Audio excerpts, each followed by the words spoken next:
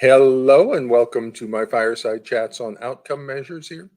I've discussed sort of the framework for using outcome measures. I've discussed the importance of the diagnosis and getting an accurate diagnosis, in which case this is child abuse, child psychological abuse, and the treatment for that, the initial treatment, it's called a safety plan. We don't start our treatment plans with dangerous pathologies until we make sure everybody's safe.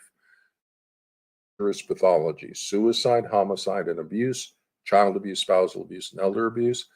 And so, with any of those dangerous pathologies, we start with a safety plan. It's more active oriented, and we make sure everybody's safe. Once we have everybody safe, then we move into a treatment plan, and then we would be using the outcome measures to monitor the symptoms of the child abuse to see you get the recovery off of those symptoms, to reduce whatever needs to be reduced and increase whatever needs to be increased, and then to monitor the child's symptoms once we restore contact with the abusive parent. And so, with this particular type of child abuse, psychological child abuse, I've treated all the different types. I would recommend probably around a 12-week, 3 months protective separation period. Now, I can flex that one way or the other. For more severe things, we can move to a 6 month. But at that point, I'm going to be relying on the outcome measures for that. Or we can shorten it, maybe even get around 8 weeks on something. 6 weeks is probably a little early, but 8 weeks, I think we can move it into potentially. But again, I'm going to be looking at the outcome measures, and so I'm going to be responsive to how the child is doing on that.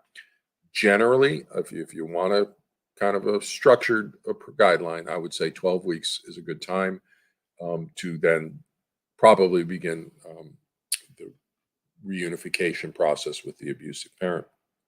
So let's say we get the a proper risk assessment for possible child abuse. It's always child abuse by one parent or the other. The mental health person comes in. I would recommend you get a second opinion. Always, I would recommend two people always get on board with consultation on that initial diagnosis to stop the fighting. We need to stop the fighting around these kids. And that's the professional fighting. The parents are going to fight, but the professionals need to stop fighting. So we come back with a clear diagnosis, get a consult, second opinion. This is child psychological abuse. Now, the treatment for that is a safety plan, is a protective separation. That's going to need the court's involvement. Future times, we may be able to get that through CPS, but right now it's likely going to need the court's involvement to get that protective separation. So you get the diagnosis of child abuse to the court. The court makes its decision. Yes, we agree with this diagnosis, and we're going to order a 90-day protective separation period and treatment. So once we get into the treatment phase, and we got that, and the child's moving over, child's going to be on ones and twos on all the rating scales. He or she is not going to be a happy human at this exchange because they're coming off of child abuse and they're all twisted and distorted. So we're going to be getting a false child coming in, factious technology, and a lot of factitious symptoms that have been exacerbated and elicited by the pathology of the narcissistic, borderline, dark personality parent. So our treatment is going to have to restore the child's healthy development, the child's self-authenticity, and the child's normal range functioning within that period. So I recommend, as the family therapist, to look for dialectic behavior therapists, and they're going to have to adapt dialectic behavior therapy to a family therapy in the courts. They haven't done that yet, and the clinical psychologists will not work in the family courts because it's too dangerous. So good luck in finding the therapist to do this. I'm kind of talking in a hypothetical world where we had actually competent mental health people. So what we would want to do at that point with the dialectic family therapist is we would want to start getting the symptom ratings into the therapist on a daily basis, the parent-child relationship rating scale. So 1 to 7 rating on 3 items by the targeted parent on a daily basis, emailed to the family therapist. 1 to 7 on affection, cooperation, social involvement. And then we're going to use those ratings to then monitor the treatment progress and that the we got a normal range child again. And that will trigger our decisions about restoring contact with the abusive parent. And then once we are restoring contact with the abusive parent, we will be extending the amount of involvement that parent has. So we might start with supervised visitation and then for a week or two, and then we would move to unsupervised visitation, and then we would move to overnight weekends, and then we would move all the way up to 50-50 custody as long as the child remains stable. In the absence of child abuse, parents have the right to parent according to their cultural values, personal values, and religious values. And in the absence of child abuse, each parent should have as much time and involvement with the child as possible. To restrict either parent's time or involvement with the child would damage that child's attachment bond to that parent, thereby harming the child and harming that parent. Doctors do no harm. So that's if there's no child abuse, then we put it on a treatment plan, we figure out some other approach. We do not induce attachment pathology with anybody as a treatment for attachment pathology. Okay, that's not the treatment. The only reason we protectively separate the child from a parent is a child protection response, because that's an abusive parent. And if it's an abusive parent, we need to get a diagnosis on that so we can put it on a treatment plan and everybody's clear what we're treating. So that we need to get back to like the basics of professional practice and the basics of healthcare. So when the child comes over into the family therapy, I'm going to recommend and encourage that the targeted parents start sending these symptom ratings into the therapist. Now, what the therapist will explain to the child is that as soon as you're back to 3, 4, 5s on this stuff, then everything goes back to normal. Okay, and so you can go back and be with your mom or dad, the problematic parent. Problematic means the same thing as pathological. So you can go back and be with the more difficult parent or more challenging parent. We'll let them know that we are attributing their current relationship behaviors with the targeted parent to the negative influence of the other parent. That we think that there's been some negative influence on the child. This is a normal mom or a normal range dad, and they love you very much, and we just need to fix this. When we get this fixed and all taken care of, then everything goes back to normal. And so the child has a sense of goals. The child has a sense of what their expectations are and how to meet those expectations and get everything back to normal. So it's not just some sort of nebulous thing we're working on. Then, each week in therapy, the therapist is going to discuss the ratings from the week on the parenting practices rating scale. So you come in and the therapist is going to say, hey, I noticed this last week you got a rating of, Michael got a rating of 2 down here on cooperation. What was going on with that? And then, well, my mom was doing this and that. Was that what happened with this? And they can have a discussion about the event that led to that lowered rating. Or if the child's getting good ratings, you go, holy cow, you're doing great. What is going on? What's the change? And you reinforce with your attention that improvement. But if it's ones, then you find out about it. Now, what that does for therapy does several important things. One, it takes it off the focus on the past. This pathology is going to want to focus on some unforgivable event. Trauma pulls for a focus on an unsolvable past, because the past that wants to solve is actually in the childhood of the allied parent. And we can't solve their child abuse from them, but that's what they require as part of the deal. So we need to sort of sever that whole trauma pull and start from now moving forward. It's a solution-focused approach. And so we're going to focus on current relationship things, not the past, not stuff that happens, in grudges and all that other stuff. What's going on now? The other feature it does is it reverses the inverted hierarchy. So we have That's why diagnosis guides treatment. We got a cross-generational coalition that creates an inverted hierarchy, where the child is judging the parent as if the parent were the child and the child were the parent. It's all backwards and upside down.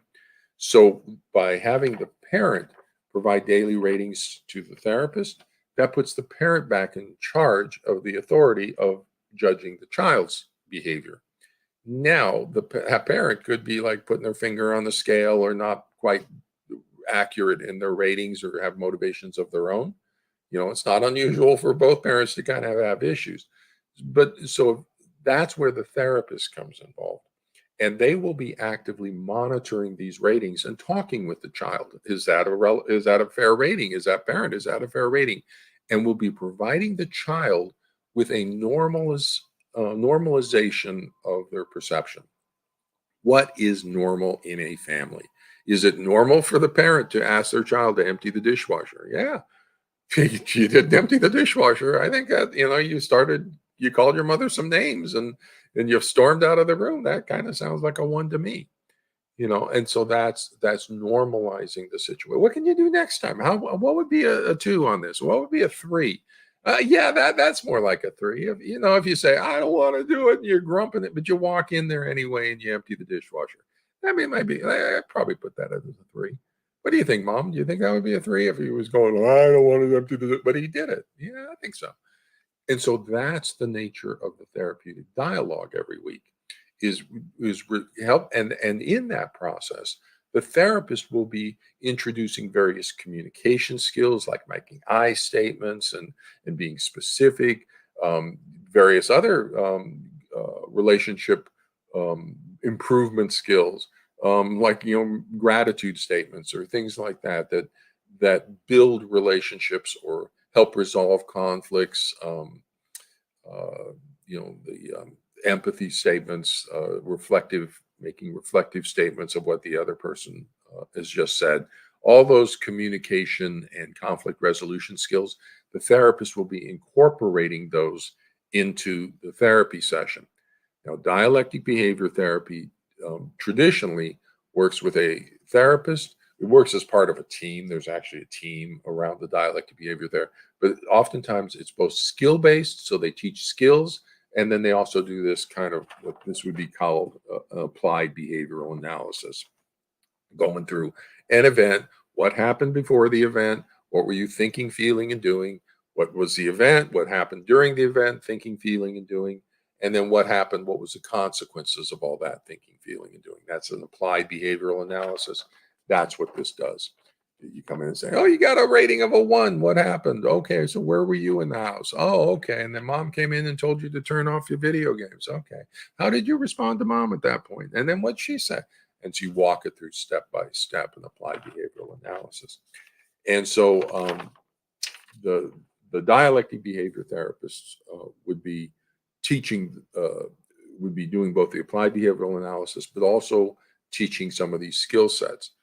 That is also often in DBT therapy shifted, the responsibility for skill set instructions is shifted over to a family coach or a coach in this situation, working with a borderline person, the borderline patient, around developing distress management skills, mindfulness skills, calming skills, things like that. And that would work in this family court pathology as well. I could clearly envision a coach therapist interactive team where the coach is doing skill development with the child and the parents, whereas the therapist is doing more of the applied behavioral analysis and more of the attachment bonding, breach and repair kind of work, autotronic. So, but that's the benefits of using an outcome measure. Is we can alert the child that we're going to be using this and give the child criteria and standards to meet that are clear and that are achievable. Then we're also providing the child with a normalizing experience about what happens in a normal range family. Is this normal parenting? We can also kind of correct the parent into a more accurate perception of the child. So if the parent has unrealistic expectations of the child, we can kind of correct that and maybe help the parent understand the different kind of rating off of this. The other thing you'll notice down here is number 4, which is rating the parent on either permissive, ones or twos permissive, or sevens kind of authoritarian and way structured. And normals 3 4 5, so a 5 would be a little bit more structured, a little bit more rule oriented. A 4 would be a little bit more permissive, a little bit more dialogue related. Now that runs the risk of supporting an inverted hierarchy. So you don't want to do that as a therapist. But in normalizing the family and what's happening with the family, we're talking about the kid. The kid's got a beef with the parent. Well, let's talk about the parent too. Let's listen to the child and teach the child if they have issues, then yeah, bring them up. We'll talk about them and we'll negotiate them out. And so that was kind of a prompt for the therapy. It's not something we rate as an outcome rating, but it's a prompt in the therapy that if it's warranted, absolutely we can talk about whether this parent is a little too structured or a little too permissive, or what's happening with that. We could improve the parenting and get the cooperation and buy-in of the parent on that. Do you agree with this? And how were you raised? Do you think that influenced how you're parenting now? And begin to engage a large discussion about how the family works and how things are. The entire idea is to fix things. Relationships are inherently sloppy, and that's a good thing. They're supposed to be sloppy for a variety of neurological maturation issues. And so that's Ed Tronick, The Power of Discord, with Gold and Tronick and Gold, Power of Discord. Relationships are supposed to be sloppy. The important thing is that we fix them, to repair them. And so that's what the therapy with parent-child with this outcome measure, parent-child relationship rating scale, is designed to facilitate that rebonding piece and to monitor the child's progress. Now let's switch over and talk about the end of the protective separation period and the role of the outcome measure with both determining when the protective separation period ends and then what happens after that, relapse prevention kinds of issues on that.